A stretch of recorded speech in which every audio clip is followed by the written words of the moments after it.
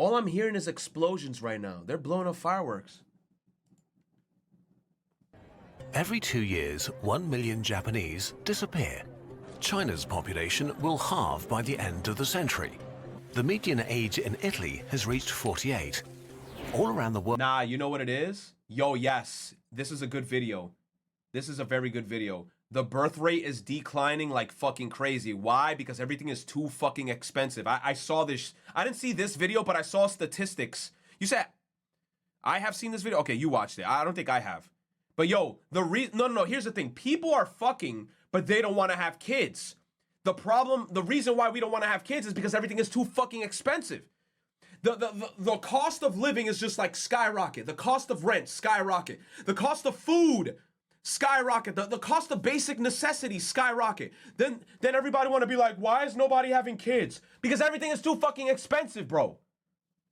Too fucking expensive. World, birth rates are crashing. Declining. Is humanity dying out? What's going on? No, humanity isn't dying out. We just not fucking and not trying to have kids because everything is too expensive. Also, we're kind of in the age of, you know, everybody want to be their own boss. Everybody want to be a thug. Everybody want to do their own shit. Nobody want to be in relationships because they want somebody to be on their same level when they're doing all types of shit. It's a lot of factors that goes into this bullshit. There's a lot of factors that go into it. And how bad is it? You said, and people are too picky? On God, they're too picky. For hundreds of thousands of years, the human population barely grew at all, haunted by disease, famine and war until the Industrial Revolution. Exponential progress led to exponential growth, pushing our numbers to 6 billion in the year 1999 and 8 billion just 24 years later. And our numbers will continue to rise for at least another 60 years, but this growth obscures something. People kind of stopped having babies. For a stable population, every couple needs to have 2 children on average. If the number is higher, it grows. If lower, it shrinks. If it's well below, it shrinks. No, bro, and then you gotta think about it like you know what it is too. You know what it is too. You know what it is too. Is guys realizing that there's too much cons in having children, because a lot of the time, I'm not gonna lie, in society, there's a lot of bullshit when it comes to like the mothers trying to leverage the children against the fathers. I'm telling you, this shit could get very, very deep. There's a lot of bullshit that a lot of guys have kind of like now come into like understanding where they're like, bro, I'm not gonna put myself in a scenario like this where like I can potentially get fucked. You said bitches ain't shit. I ain't gonna say all of them because it's not every woman, obviously. There are good girls out there, but then it's like, I feel like there's just been so much bullshit and like stories and things like that coming out that also like inflicts fear into like guys in the future being like, damn, like I'm scared to have children because like, what if everything is good in the beginning and then everything just spirals out of control and then shit just goes south? We just don't know. And then we got to also think about like the court system. The court system is so biased when it comes to like family court. It's ridiculous. Like if you're in family court against the mother, yo, they're instantaneously favoring the mother 1,000,000% over you, like off rip, like it's crazy. It goes, yeah, the court, yo, the court, it's crazy. Shrinks a lot and quickly. Like in South Korea, one of the hottest exporters of pop culture. Its fertility rate lay at 0.8 children per woman in 2022, the lowest in the world. This means 100 South Koreans of childbearing age today will have 40 kids, who then will have 16 kids, who then will have 6. If nothing changes, then within 100 years, there will be 94% fewer young people and South Korea will see a population implosion. That is, if things stay the same. We have yet to see if there's a bottom to fertility. You said, oh yeah, and then you also got to remember, like, you said, unless the mother's a clear substance abuser or like trash, you have no chance. No, 1,000,000%, which is like 90% of the time.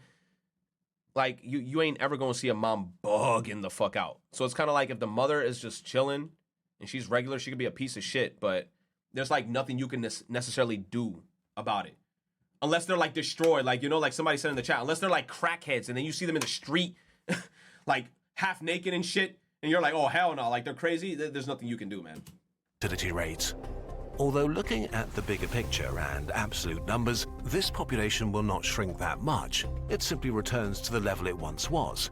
In 1950, there were 20 million South Koreans. In 2023, there are 52 million, and by 2100, there will be 24 million again. But the issue is not that there will be fewer South Koreans, the issue is the composition of the population. In 1950, the median age was 18. In 2023, it's 45. In 2100, it will be 59. A country of seniors. And South Korea is far from alone. China may be seeing the steepest population reversal in history, unstoppable at this point. Rapid industrialization, urbanization, and rising incomes meant that the Chinese started to prefer smaller families. That, plus the introduction of the one-child policy, which aimed to slow population growth, means that China has had a low fertility rate for decades. With a fertility rate of 1.16 births per woman, within 4 generations, 100 young Chinese will turn into 20. China's fertility rate... Yo, Tempest, what's up, man? Sup, y'all. Hope everyone has been having a good day. Yo, thank you, Tempest. Thank you for the sub, baby. ...are now one of the lowest in East Asia, lower than even Japan's. In comparison, Europe's depopulation is much slower despite low fertility, since unlike Asia, most states have had a steady flow of immigrants. The impact is complex, as a good chunk of immigrants come from other low fertility rate areas. The number of immigrant women who do have a lot of children is not yet high enough to make a big dent, and fertility rates of immigrants tend to adjust to the native population within 2 to 3 generations. In Eastern Europe, the decline has sped up even more because many young people have emigrated to stronger economies like Germany, whose median age is one of the highest in the world at 46. Latin America fell below replacement in 2015. In the US, immigration is the only thing keeping the population growing substantially. There are still places where fertility rates have not fallen below replacement yet. In much of the Middle East, North and Sub-Saharan Africa, fertility is still high, which creates the same concerns about overpopulation as when Asia grew very quickly in the 1950s, but that turned out to be unfounded. But recently, the UN has reduced its forecast for Africa's population drastically. For Nigeria, estimates were lowered from 733 million to 546 million by 2100. Similar trends are being noted across the continent. As Africa develops, fertility rates are shrinking much faster than anticipated. It's becoming more likely that East Asia's story will repeat itself. By the end of the century, most places in Africa may be below replacement too. So declining birth rates and aging populations have become a general trend all over the world. Why is all of this a big deal? Demographics and poverty. For a functioning society, you need enough people in the prime of their lives. Young and middle-aged people do most of the work. In any economic system, working-age people create a society's wealth. In retirement, you stop contributing as much to the economy. But the majority of healthcare costs are generated by seniors. The way the world worked in the past was that a lot of younger people took care of a few older people. Imagine a society where most people are older than 60. The financial burden for the young will be immense, unsustainable, even for the richest countries. Even in the best case, this will mean people having to work way longer, exploding healthcare costs and poverty, while states with shrinking incomes struggle to keep up with rising costs. Technology might soften the blow, but can't compensate entirely. We can see this happening already. 11 out of 31 provinces in China are running deficits for their pension funds. They got old before they got rich, and now they can't really catch up anymore. China's working-age population is predicted to fall by 20%, or 200 million people by 2050, as much as today's entire working-age population of the US. Infrastructure. You said this is not even a people issue, it's a money issue. 1,000,000%. That's why nobody's having kids, because it's kind of like, when you think about it, yes, children are a blessing and it's beautiful, but then it's like, once you bring that life into earth, do you know how much money that is? Do you know how much money is Enfamil? Do you know how much money is diapers? Do you know how much money is getting them toys, Pampers? Pampers alone. Do you know how much shits kids take? Bro, Pampers are pricey, dude. Like, yo, kids shit like, yo, especially like if they're like goo goo gaga, bro, they shit like every 2 hours. So you going through boxes of just diapers. Yo, it's ridiculous. Infrastructure collapse is an almost universal constant of population decline, because infrastructure works at scale and doesn't get cheaper to operate if it's used by fewer people. If a population declines, be it because of urbanization or the loss of industry and employment, once people and their income disappear, the resources necessary to sustain infrastructure disappear too. You can see it in many depopulated towns and cities in East Germany that suffered sharp population decline after German reunification. Or look at Japan. You can tour the countryside to see dying towns. Wait, if there are few people, won't life get cheaper and better? And that's exactly my mentality. If there's fewer people, doesn't shit get cheaper? No. I feel like if anything, the opposite happens. Everything fucking skyrockets and it makes everything worse. There'll be more resources to go around. Well, no. No. Population decline doesn't lead to prosperity. It's people's ideas and work that create our prosperity, not the mere availability of resources. Another danger for aging societies is that elected governments could decide to mostly represent the interests and fears of their elderly populations, potentially leading to short-term thinking and a preference for conserving wealth over innovation. That's not a society that can have 100% that right there that they just showed. Like, there's a lot of decisions that these people are making that aren't making any sense. I'm like, yo, you can put the money here instead. And then they're like, nah, you know where I'm gonna put all the money? In the military. Yeah, let's give the military everything. And you know who else? The police.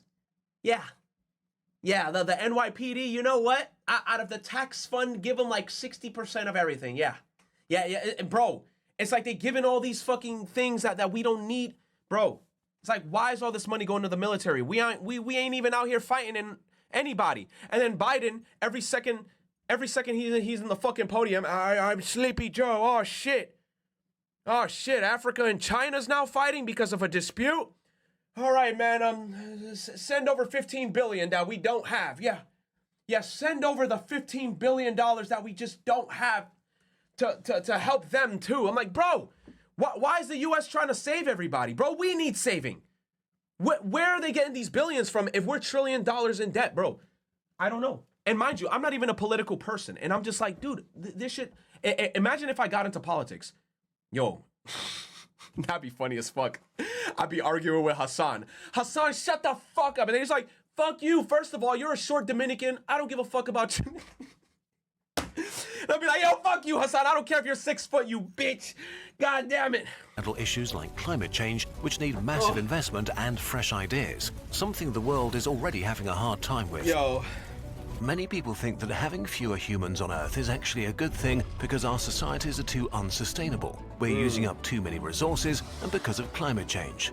You said they want to give money to help bomb places, but not student loan. Yo, for real, dude. It's like, come on, man. Come on. Like, there's so much better things that we can do with our money. And then they're just like, nah. That's why you notice the motherfuckers who invent shit like, oh my God, I made an engine that's being fueled by water, dude. We don't need cars anymore to be running off of fuel and gas and oil. We could get cars that are running with water. A year later, you just never hear from them again. You're like, what happened? Oh my God, man, the person who made an engine that runs on water just tragically passed away. I wonder why. Oh, it's because the higher-ups or the hierarchy or whatever, the government and shit, they don't want you finding out those solutions. They want you to keep on using the oil. They want you to keep on using the, you know what, I'm talking too much. Shush. I better stay quiet, bro. They might come after me next. Let me stay quiet. The problem is that even if you want fewer humans, this process is very likely too slow to have a positive impact on the environment. The world population is going to grow for at least 60 more years before it may shrink again. By then, we have to solve climate change. Yeah. Likewise, any other upsides a lower population might have will most likely not materialize themselves this century. So, just like import people, the easiest solution seems to be immigration, but the fertility of immigrants adjusts to local levels within 3 generations. So you need a constant influx of new migrants, which is not sustainable long-term as birth rates are dropping everywhere. Don't even get me started with that whole thing, because that's just another thing that just like, oh my God, like politics be going nuts. Because you know what's the worst thing about like the political stuff? It's like if somebody comes from someone else, right, to the States, like, for example, me, I've tried applying to shit before and they would tell me I'm not eligible for anything. And I'm like, what do you mean? They're like, nope, you're not eligible for anything. But then if like a random person that'd be like, yo, I literally just moved to the United States yesterday. They'd be like, oh, you're eligible for everything. You could get all this free money. You could get free fucking medical insurance. You could get free this, that, and the third. And I'm like, bro, I like whenever I try to apply to something, they'd be like, nah, man, you just don't, bro. The planet is a dying cloud. I don't know, bro. Like, I feel like United States be treating people who aren't even from here, like people coming in from other countries, better than like the people who actually live here. Like, bro, I was born here. And then it's like, I feel like half the time, I don't even get shit. They're like, fuck you, Retro. You suck. Where?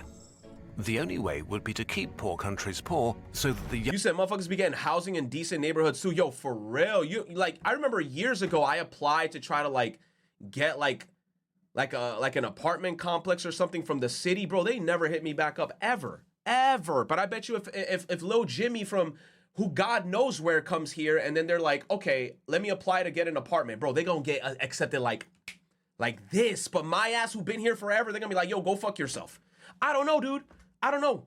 It's Young weird. and motivated. Like I feel like they got to do like a whole revamp on this shit and be like, yo, what the fuck is going on, man? What's going on? Migrate to developed countries looking for opportunity and a better life. Kind of an immoral thing to wish for. By the end of the century, Africa... You said that you know that a fuck ton of agriculture land is being used? I do not know, Zeta. Honestly, with politics, I don't know shit. That's why I don't go too deep into it. But like, I feel like if I did get into it and like learned a bunch of shit, I feel like I'd be mauling on Twitter 24/7. I'm gonna become the person I hate. That's why I don't get into politics, because I hate those people. But then I feel like if I get into it, it's over. Africa will have the highest number of young people in the world, and so African migrants might become the world's most sought-after immigrants, with elderly nations fighting hard for every person willing to make the move. Yeah.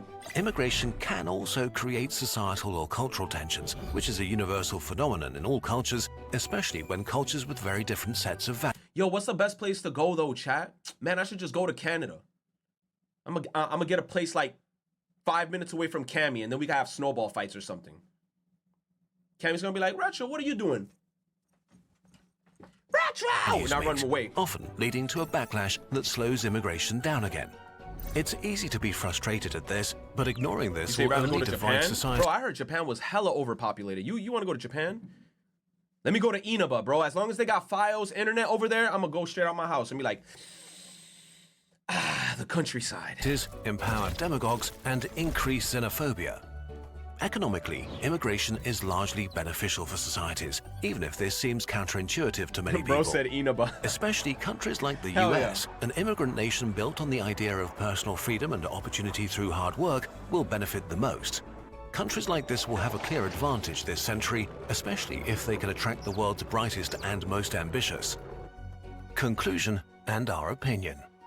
This topic is way too big, affects societies as diverse as literally all of humanity.